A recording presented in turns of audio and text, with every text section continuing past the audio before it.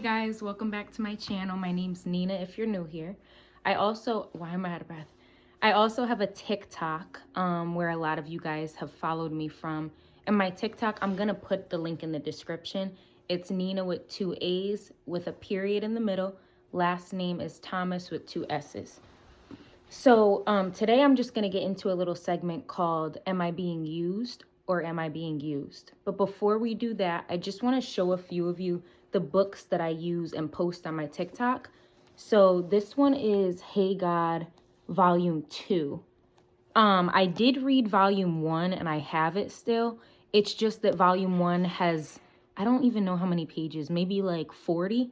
And this one has a ton of pages with way more prayers. Volume 1 has the same prayers that Volume 2 has, but Volume 2, like I said, just has a ton more. So there's that. It's on Amazon. I think, maybe I'm mistaken, like anywhere between like $11 and $17, unless it's gone up since I got it. My other book I've had for a few years now. There's also a Volume 1. This one is Volume 2. In God's Presence, a Daily Devotional. Here's the author's name. And this one is also on Amazon.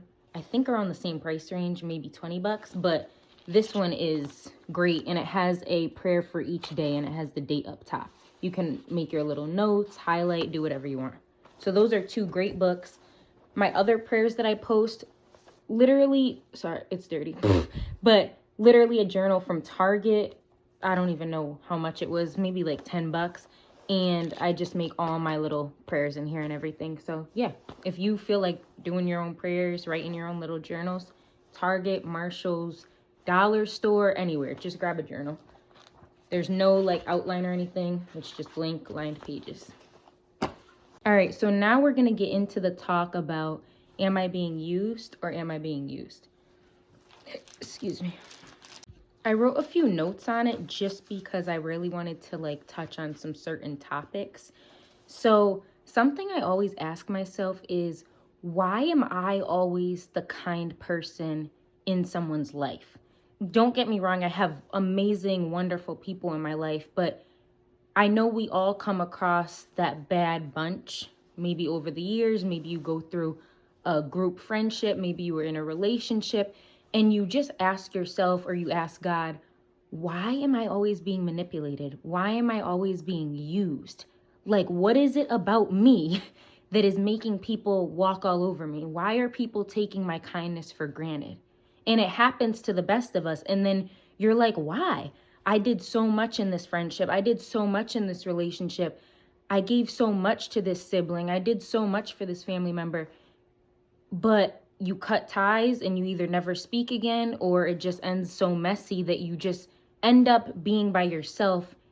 And sometimes when you're alone or by yourself, you really just start thinking like, what really happened? What did I do? And sometimes you didn't do anything. You did more than enough. Sometimes people really just take you for granted. So that's what we're going to get into today. In my perspective, which I wrote in my notebook, is I keep being used by people, and why? Sometimes I'll ask God, but I know that God puts us through certain situations and he puts us in certain positions because it's all part of his plan. Sometimes it may be selfish to ask God, like, why are you doing this? Or why are you doing that? But sometimes you can simply ask God, like, what lesson are you trying to teach me? Take a different approach on it. A few other things I've asked myself are like, why am I always the vessel? Why am I always the person planting happiness in someone's life? Why am I always brightening someone's light and they're dimming mine? Why am I always bringing happiness and just joy to someone's life, but I get left here and now I face darkness? Like, why? So another thing I had wrote was, why do I always help others? Something about me is I'm very empathetic, and with being empathetic, you have to be careful because you tend to take on emotions of other people, and you tend to, even if you don't have a problem, you really, really want to help someone that you care about figure out any problem that they might be having. Or like maybe someone's having a bad day and you start having a bad day, because you just want to see someone happy. Like, empathetic people are just so caring and loving, and some of us, we just can't help it. And then I put, I'm so forgiving. I have so much love to give even after being hurt.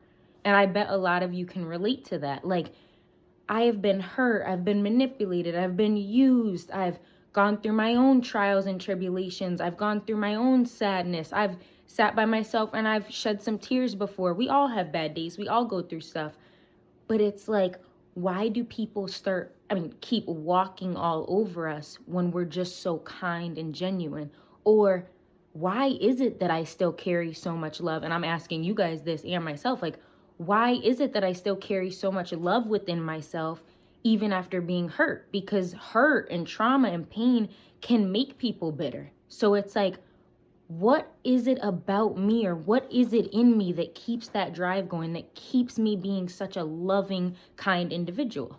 And I want you guys to think about this one deeply.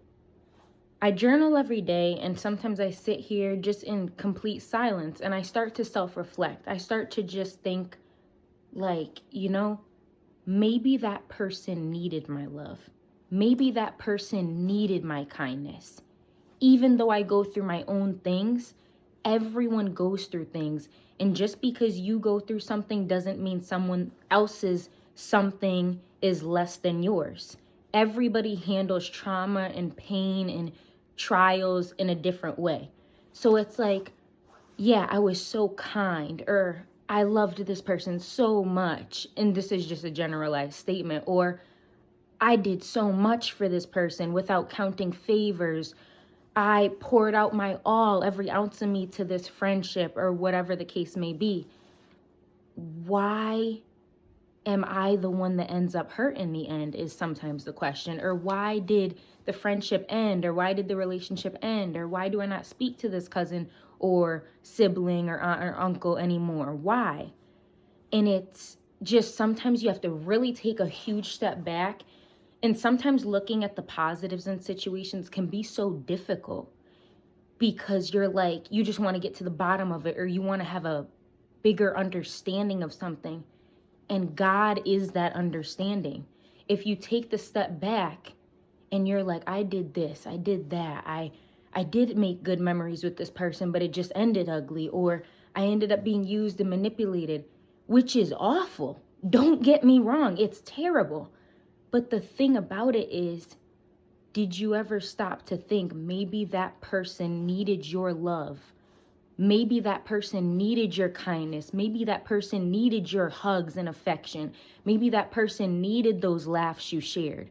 Maybe that person's season of their life needed you to be part of it. And it can get so deep. That's just like the surface level of it. But even people that come into your life, maybe you're well off, maybe you're not.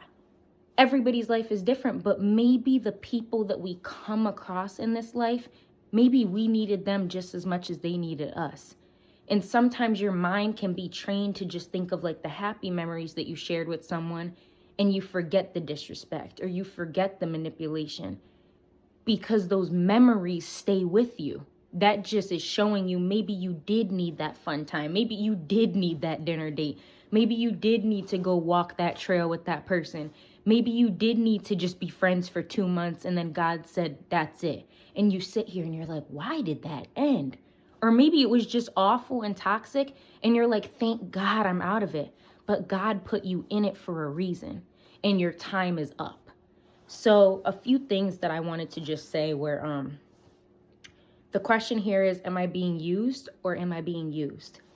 And God says, they are not using you, He is. Let that sink in for a second. Why am I out of breath? I'm just going so hard. God says, they are not using you, He is. We just touched base on this. God places you in certain situations, in certain places, in certain scenarios, in certain people's lives at the time that He had planned to place you there. It is all for a reason. People's paths do not cross by accident.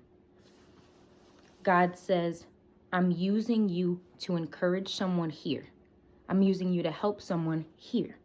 I'm using you to brighten someone's light here. If they dim yours in the process, it is because God knows you have enough strength and you have enough light. You have enough happiness. You have enough encouragement. You have enough strength for the two of you. Whether you're encouraging a friend, whether you're encouraging a group of people, whether you're encouraging or brightening up light in your family members' lives. It could be 1, it could be 15, but God chose you. God is using you because he knows what is inside of you. So change the whole narrative. They aren't using you, God is. It may hurt, it may be terrible, it may bring you into a season of isolation where you sit here and you're like, what am I lacking? Or what do I need to work on? Because this keeps happening over and over and over. And it's like, yeah, it keeps happening over and over and over because your relationship with God is so secure. God knows how strong you are, and he knows who and what to place in people's lives that will make a difference. Like I said, maybe that person needed you. Maybe you didn't need that person. Or maybe you did for a season in your life, whether it was terrible or you made some of the best memories you've ever made in your life.